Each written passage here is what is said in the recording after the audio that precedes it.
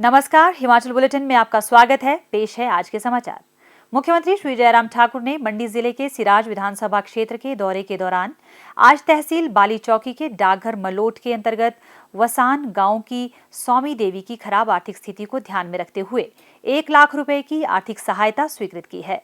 उन्होंने सौमी देवी को यह आर्थिक सहायता उनके 5 पोते पोतियों के पालन पोषण के लिए प्रदान की है। मुख्यमंत्री ने कहा कि राज्य सरकार समाज के हर वर्ग के उत्थान के लिए प्रतिबद्ध है और जरूरतमंदों को सम्मानपूर्वक जीवन व्यतीत करने के लिए हर संभव सहायता प्रदान कर रही है। मुख्यमंत्री श्री जयराम ठाकुर ने श्री नीरज चोपड़ा को टोक्यो ओलंपिक 2020 में जैवलिन थ्रो स्पर्धा में स्वर्ण पदक जीतने पर बधाई दी। उन्होंने कहा कि श्री नीरज चोपड़ा ने ओलंपिक 2020 में उत्कृष्ट प्रदर्शन कर पूरे देश को गौरवान्वित किया है। युवाओं को खेल के क्षेत्र में आगे बढ़ने में उनसे प्रेरणा प्राप्त होगी। मुख्यमंत्री श्री जयराम ठाकुर ने आज राष्ट्रीय हथकरघा दिवस के अवसर पर प्रदेशवासियों को शुभकामनाएं दी।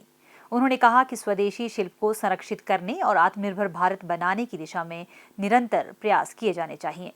नमस्कार, आप सभी स्वदेशी आंदोलन से परिचित ही हैं, जो कि भारत को न केवल आत्मनिर्भर बनाने के लिए बल्कि स्वतंत्रता की लड़ाई का पहला हथियार बना। इस आंदोलन की विधिवत शुरुआत इसी दिन 1905 को कलकत्ता के टाउन हॉल में हुई थी।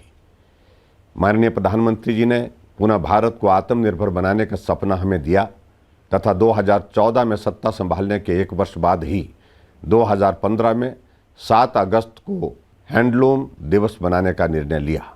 प्रदेश के लगभग 20,000 बुनकर व शिल्पकार इस व्यवसाय से जुड़े हुए हैं।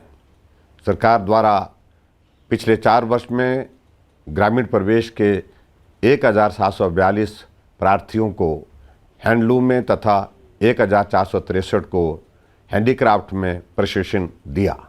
उन्हें आत्मनिर्भर बनाने के लिए हैंडलूम व आवश्यक औजार भी बिना लागत के दिए। कारीगरों को ऑनलाइन सेल प्लेटफॉर्म उपलब्ध कराने के लिए कल 6 तारीख को हमारी सरकार ने फ्लिपकार्ट के साथ एक MOU साइन किया, जो हमारे कारीगरों को पूरे भारत में पहचान देगा तथा उनके उत्पादों को देश के कोने कोने तक पहुंचाएगा। हिमाचल प्रदेश राज्य हस्तशिल्प एवं हथकरघा निगम ने इस सप्ताह गेटी थिएटर शिमला में भव्य प्रदर्शनी लगाई है। कोविड के लंबे दौर के चलते दस्तकारों व बुनकरों का इस प्रदर्शनी से मनोबल बढ़ा है। इसके लिए निगम को मैं बहुत बहुत बधाई देता हूँ। आइए हम सब मिलकर आत्मनिर्भर भारत को मूर्त रूप दें और वोकल फॉर लोकल को बढ़ावा दें और लोकल उत्पादों को खरीदकर अपने कारीगरों का मनोबल बढ़ाएं। आप सभी को एक बार फिर हथकरघा दिवस की बहुत सारी शुभकामनाएं और बधाई। जय हिंद, जय हिमाचल। मुख्यमंत्री श्री जयराम ठाकुर ने आज मंडी जिला के सिराज विधानसभा क्षेत्र के अंतर्गत थाची में 14 करोड़ 50 लाख रुपए की लागत की विकासात्मक परियोजनाओं के लोकार्पण और शिलान्यास किए।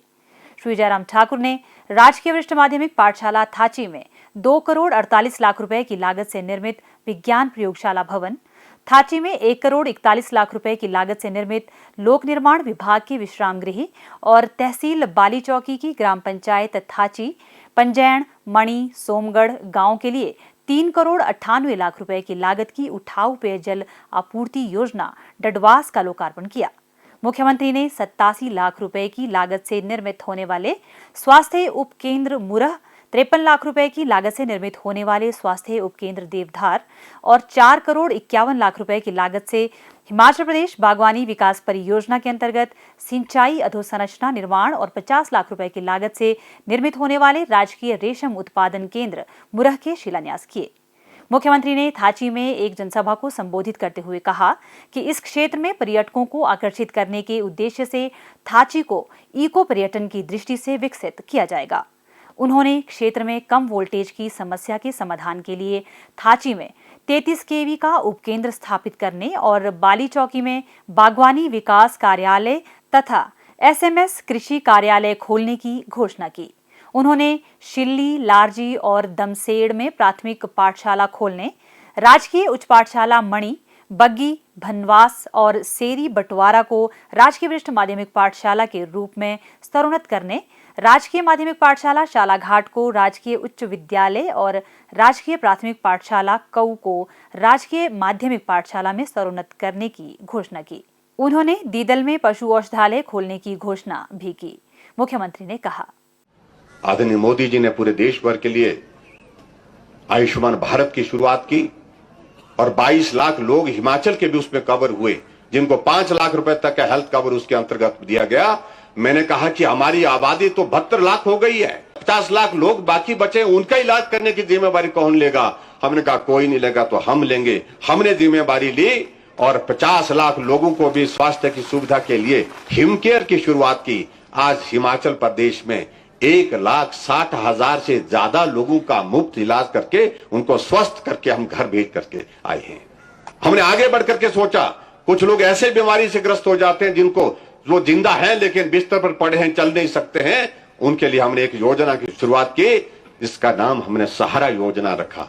और उस सहारा योजना के अंतर्गत हमने हिमाचल प्रदेश में ऐसे बेबस लोग जो जिंदा हैं, चल नहीं सकते हैं, अपना काम नहीं कर सकते हैं, उनको सहारे की जरूरत होती है, उनके खाते में हम 3,000 रुपए हर महीने का उनको पैसा दे करके उनके इलाज के लिए मदद कर रहे हैं।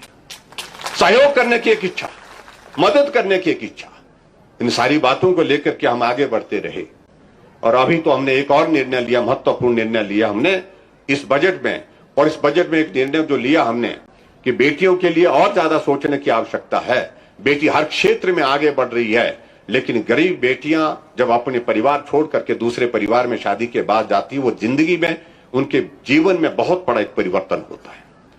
और उस परिवर्तन में उनके एक चीज को लेकर के जरूर, जब ऐसी परिस्थितियां होती है कि अगर घर अच्छा मिल गया, घर कोई संपन्न मिल गया तो परिवार थोड़ा आराम से जो चलता है, लेकिन अगर परिवार में ऐसी स्थिति वहां पे आ जाती है तो कठिनाई बहुत आती है।